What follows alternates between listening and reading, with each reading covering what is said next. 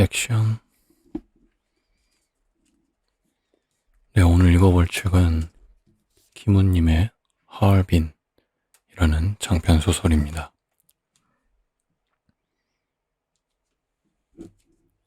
칼의 노래를 넘어서는 김훈의 새로운 대표작. 영웅의 그늘을 걷어낸 인간 안중근의 가장 치열했던 일주일.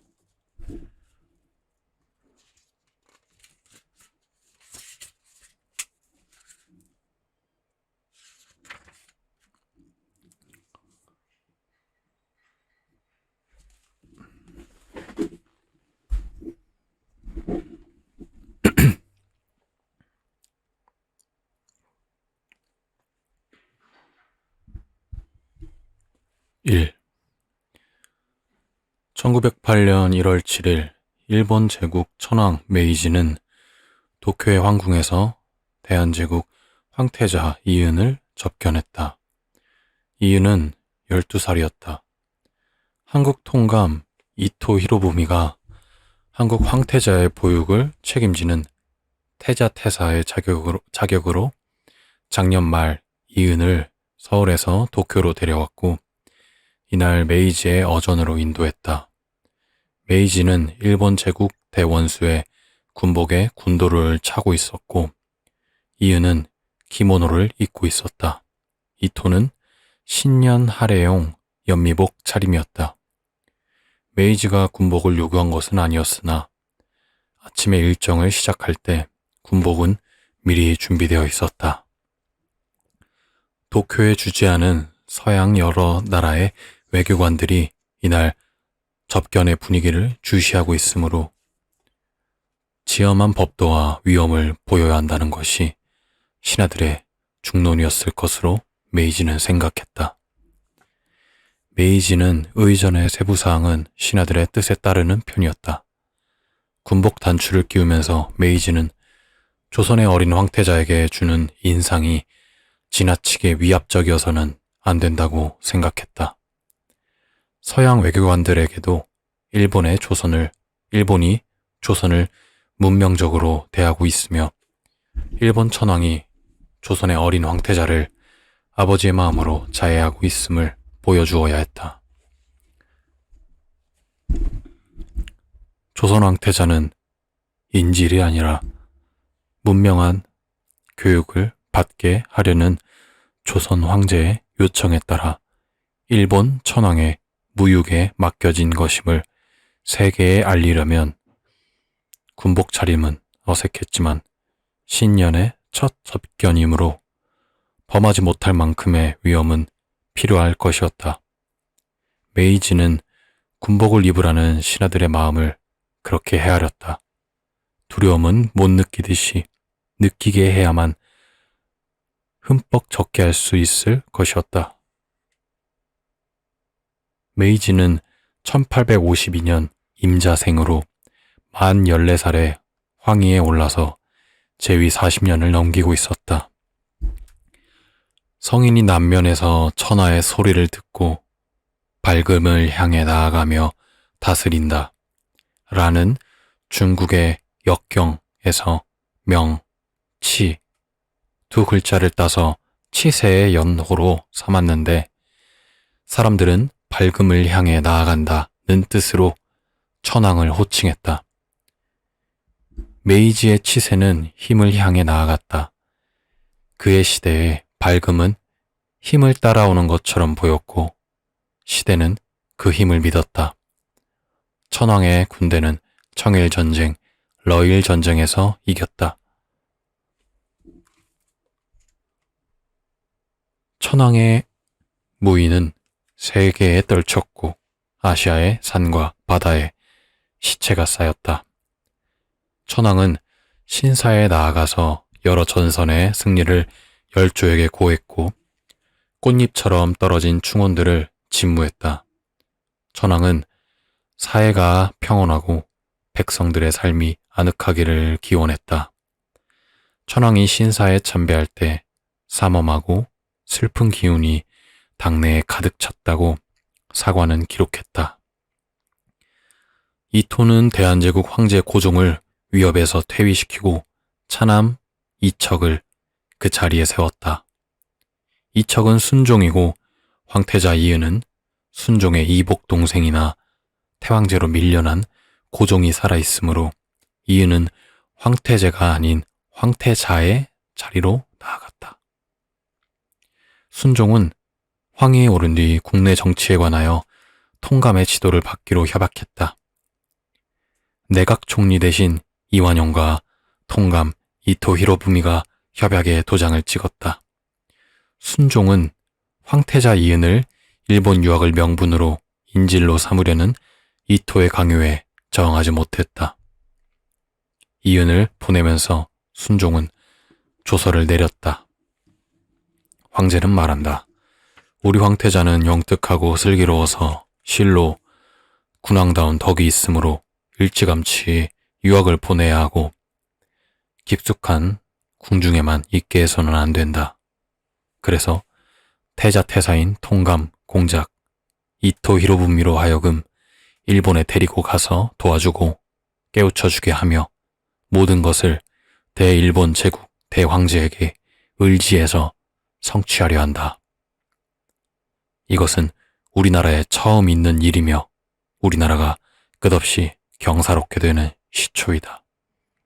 순종은 이가 여러 개 빠져서 말할 때 목소리가 흩어졌고 캄캄한 입속이 들여다 보였다. 황태자 이은은 인천에서 기선을 타고 바다를 건넜다. 이토와 한국의 동궁대부가 이은을 수행했다. 이은은 선실 안에서 동그란 선창으로 바다를 바라보았다. 저녁의 바다는 고요하고 막막했다. 어스름이한 내려앉아서 물과 하늘을 구분할 수 없었다. 이토가 손가락으로 바다를 가리키며 말했다. 전하, 저것이 바다입니다. 바다를 본 적이 있으신지요? 이은은 대답하지 않았다. 이은은 바다를 본 적이 없었다. 아버지도 또 그 아버지인 왕들도 바다를 본 적은 없을 것이었다. 이토는 또 말했다. 물이 닿는 곳에 큰 땅이 있고 그 너머에 또 물이 있습니다. 큰 배를 타면 이 물을 건너갈 수 있습니다. 지금 가고 있습니다. 이런 큰 물이 어떻게 있을 수가 있는가? 이유는 바다를 이해할 수가 없었는데 바다는 눈앞에 끝도 없이 펼쳐져 있었다. 바다는 이은의 마음에 자리 잡지 못했다. 바다는 너무 커서 실물감이 없었는데 그 너머에 또 다른 세상이 있다는 것이었다. 이은이 도쿄에 도착했을 때 신바시 정거장에 메이지의 황태자 요시히토가 시종들을 거느리고 마중 나와 있었다. 요시히토는 20대의 청년이었다. 요시히토는 이은과 같은 마차를 타고 별궁까지 동행했다. 옆자리에서 요시히토가 뭐라고 말했으나 이은은 알아들을 수 없었다. 이은의 귀에 일본 말은 음이 높았고 새가 쥐저기는 것처럼 들렸다. 마차는 도쿄 중심가를 지났다.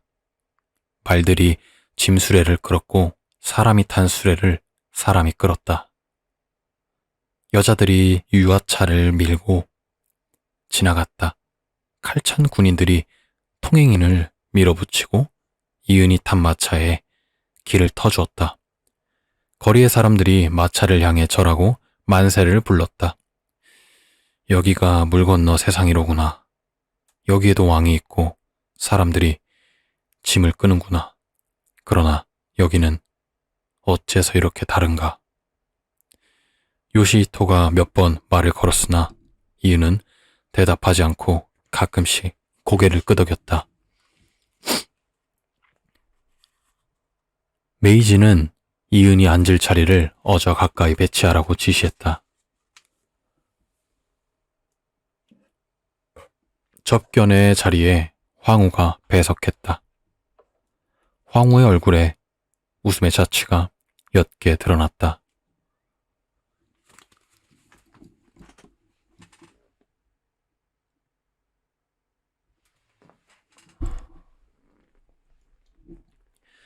조선의 어린 황태자에게 베푸는 일본 제국의 자애의 미소였다. 메이지는 이은의 얼굴을 찬찬히 들여다보았다. 세상을 낯설어하는 아이의 두려움이 드리워져 있었다. 아이는 황태자의 지위를 힘들어하는 기색이었다. 이은이 더듬거리는 일본어로 말했다. 한국 황태자의 명령으로 유학 왔습니다. 모든 면에서 잘 지도해 주십시오. 아이의 목소리는 투명하게 울렸고 눈가와 볼에서 소명의 맑음이 느껴졌다. 메이지는 일본어로 말하는 이은의 입을 바라보면서 사람의 땅 위에서 왕자 노릇하는 일에 슬픔을 느꼈다. 이은이 말을 마치고 고개를 숙였다. 가마가 선명했고 가마 주변에 머리카락이 고왔다. 영리해 배는구나. 라는 말이 너무 무례해서 메이지는 발설하지 않았다. 메이지는 말했다. 전하의 건강한 모습을 보니 기쁘다. 사물을 바라볼 때 고국과 다른 점이 많을 것이다. 깊이 생각하라. 학업을 성취하기 바란다. 메이지는 장난감 말 한 개와 황실 문장이 새겨진 탁상시계를 선물로 주었다. 메이지는 말했다. 시간을 아껴라. 시간으로 세상을 잴 수 있다. 부디 시간과 더불어 새로워져라. 새롭게 태어나라.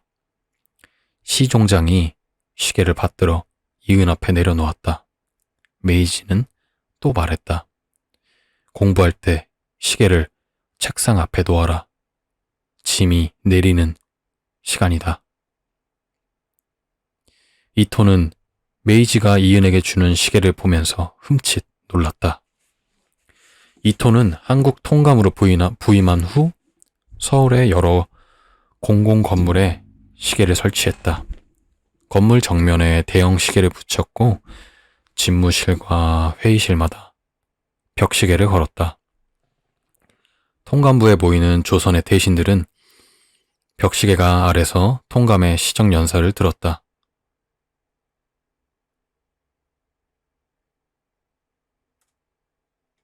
이토는 시간이 제국의 공적 재산이라는 인식을 조선 사대부들에게 심어 넣으려 했으나 시간의 공공성을 이해시킬 길이 없었다. 이토 자신이 설명의 언어를 갖추지 못하기도 했지만 시간을 계량하고 시간을 사적 내밀성의 영역에서 끌어내 공적 질서 안으로 편입시키는 것이 문명 개화의 입구라고 설명을 해도 고루한 조선의 고관들은 알아듣지 못할 것이었다. 짐이 내리는 시간이다 라고 메이지가 이은에게 말할 때 이토는 그 말의 크기를 어린 이은이 감당할 수 없으리라고 생각했지만 그렇게 짧게 간단히 말하는 미카도의 위험에 숨이 막혔다. 접견은 15분 만에 끝났다. 메이지가 말했다. 이토공은 남아있으라. 황후와 이윤과 동궁대부가 접견실에서 나갔다. 이토는 메이지와 독대했다. 메이지의 시종들이 먼 자리에서 시립해 있었다. 메이지가 말한다. 짐은 오랫동안 공의 경륜에 의지해왔다. 공의 노고가 컸다. 이토는 머리를 조아렸다. 메이지가 무슨 말을 하려는 것인지 이토는 짐작할 수 없었다. 메이지의 목소리는 메말라 있었다. 이것은 의례적인 덕담이 아닐 것이라고 이토는 생각했다. 이토는 말했다. 신 이토는 두려운 마음뿐입니다. 공의 노고가 컸다. 라는 천황의 말을 어디를 겨누고 있는 것인가? 유학이라는 문명한 명분으로 이은을 데려온 정치공작의 성공을 치하하는 것인지 아니면 제2차 한일협약, 을사조약 이후 조선반도에 혼란한 정세를 놓고 통감을 꾸짖는 말인지를 가늠할 수 없었다.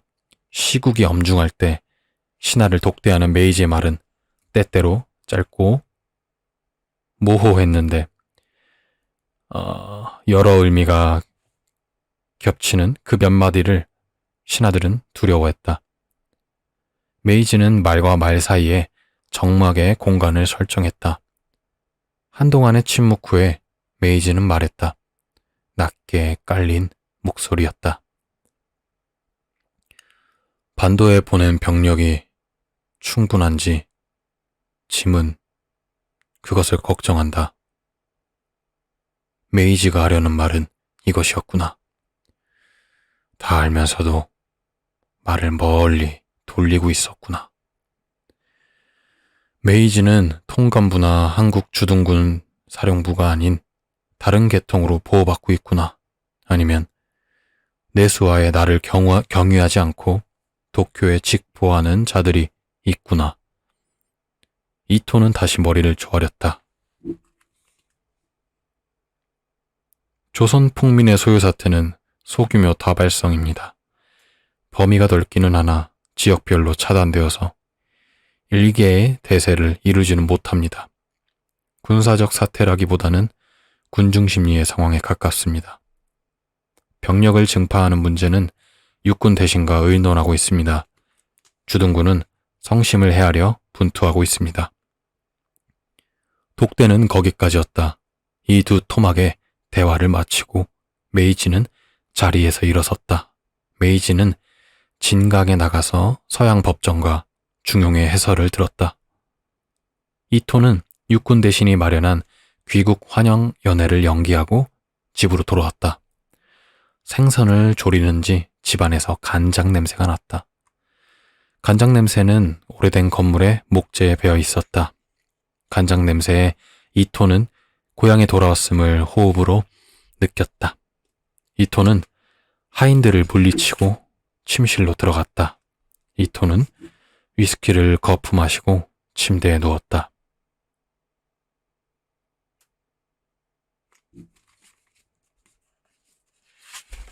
오늘은 여기까지 하겠습니다. 안녕.